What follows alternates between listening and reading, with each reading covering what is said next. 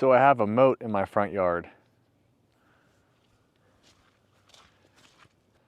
So this is going to be take 2 of getting this cherry stump out of my yard. I started this last fall. Things kind of happened around here, other projects came up, and I just never got around to it. So it's going to be take 2 with the John Deere 2025R and the 270 backhoe to see if we can get this stump out of here. First, what I'll do is I'll probably start here and drain some of this water out, and then try to start plucking away and seeing what I can do. So stay tuned. Next, I'm gonna kind of break this wall apart so I can have a moat or a drain to drain this hole here.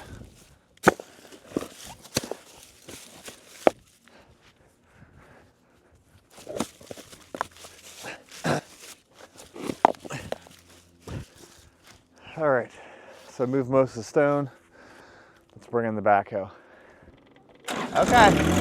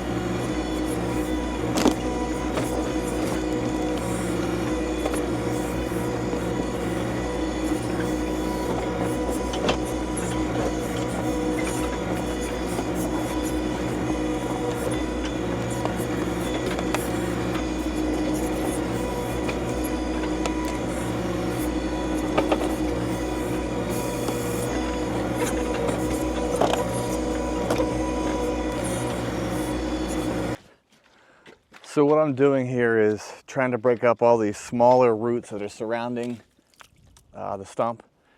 There's no way that this small little tractor can safely break up this whole or get under the stump and lift it up. So you got to just chip away at it, and that's what I'm doing carefully, starting from the edges.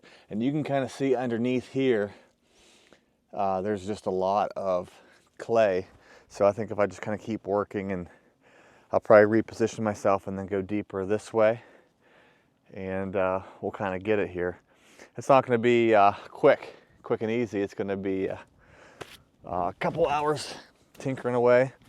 But it's very wet and muddy out here.